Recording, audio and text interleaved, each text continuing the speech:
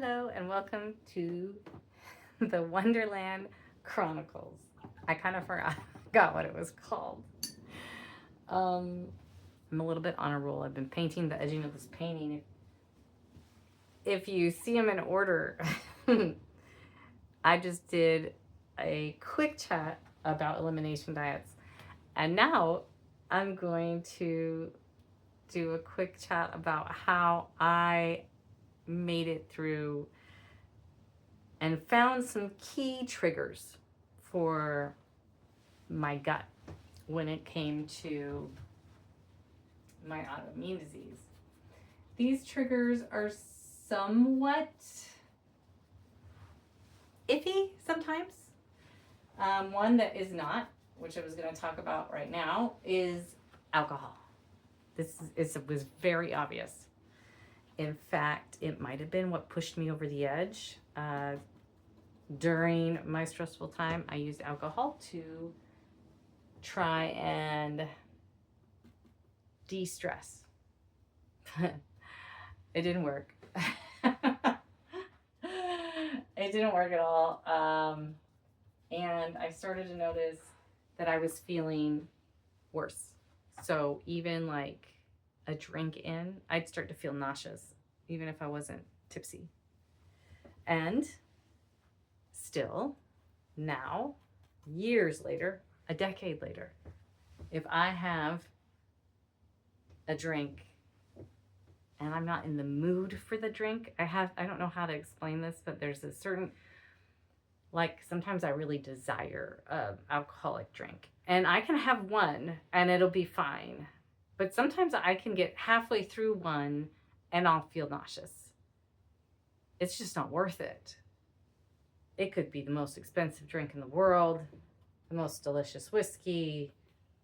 It just doesn't work for my body and my gut.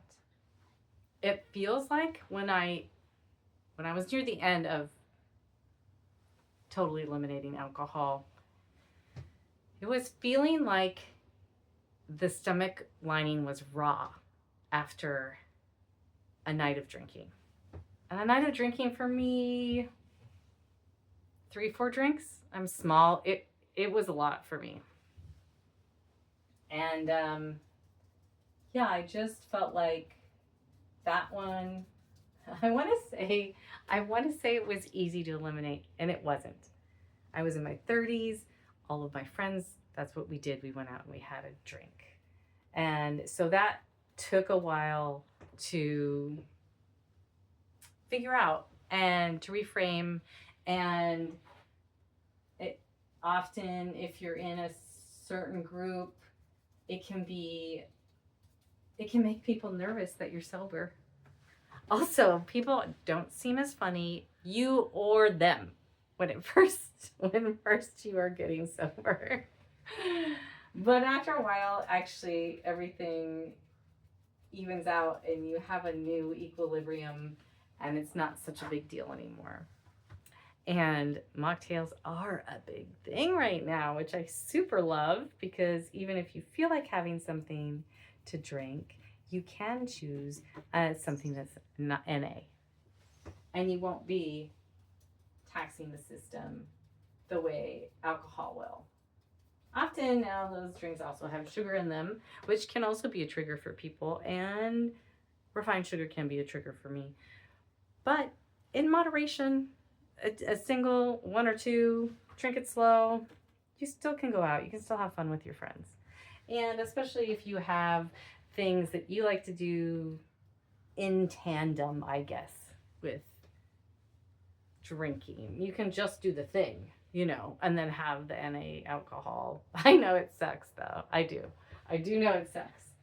I've seen plenty of people that I know and love change this habit, get a little more sober.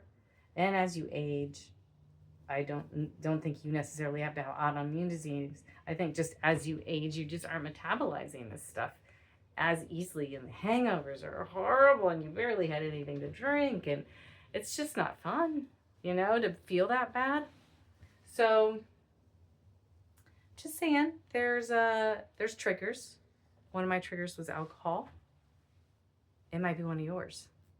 Or maybe you're just fine and you can drink all the alcohol you want and never feel awful. That's amazing.